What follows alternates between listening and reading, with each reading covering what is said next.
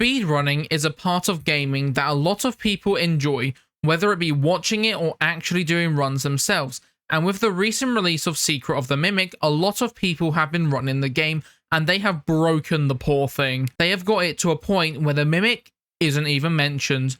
You don't have to solve any puzzles or even watch the amazing puppet show at the start of the game anymore. But it wasn't always like this. So let's take a little look at how this happened.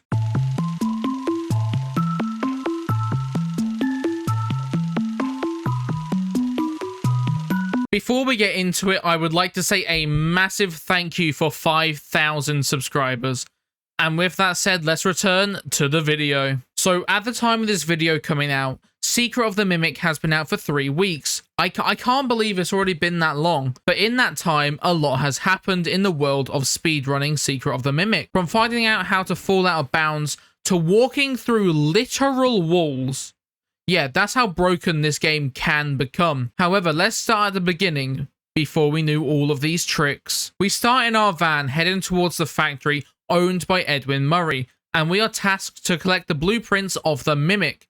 However, in order to do this, we must go through the factory and upgrade our data diver.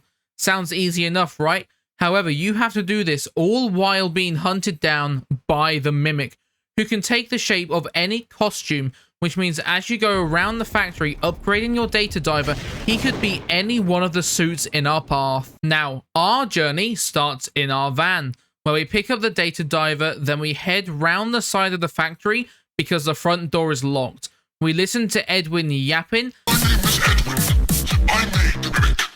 and then we watch a little puppet show. However, it malfunctions, so we go through a side door and find the office. This is our main hub area. From here, we find out what we're here to do. Now, if I explained everything, we would be here all day. So to summarize from this point on, we go to different areas and have to escape Jackie, Big Top, Dolly who's a diva, Chica, and Tiger Rock in that order, doing these as fast as possible. Now, you might be asking, why have I just wasted your time mentioning this? Isn't this a speedrun video?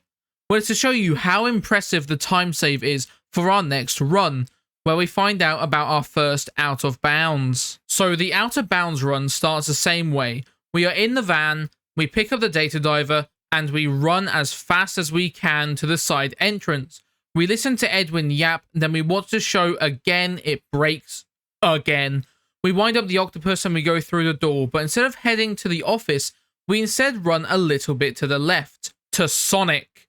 He is very important because his box is right next to a locker, and this is how we get out of bounds to deload the room. So we get in the locker next to him, and then we get out, walk back inside, and then while the door is closing, we walk into it and crouch.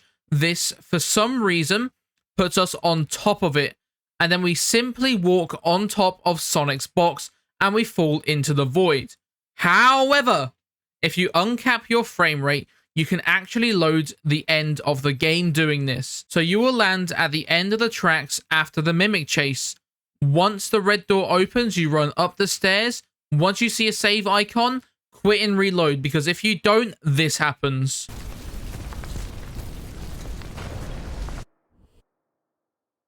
So yeah, once you reload, it's just a mad dash to the van. Did you notice during that whole section I didn't mention any threats like Jackie or Big Top? This is because this route skips every major point in the game. Hell, we don't even upgrade the data diver, it's still level 1. However, this route isn't the most optimal because of 2 points where you just have to sit and wait. These 2 parts are the Edwin yapping and the animatronic show. But this next run completely skips those. The footage you're about to see is done by V Rifty, aka someone a lot better at this than me, and he currently has the world record as of recording this. I'll leave a link to him and his run in the description. But his run starts out the same as any other. He grabs the data diver and runs towards the side entrance. However, he doesn't go all the way. He stops and takes a short detour to this play area. He then walks into the side of it and warps on top of it. And then he lags the game to get 1 level higher, and then he hops across onto the one next to it, and then he hops onto the fence, then onto this container, then he follows this fence along and does some mad parkour across this gap, and then he drops down, and then he just walks through a wall. Well, lags through it.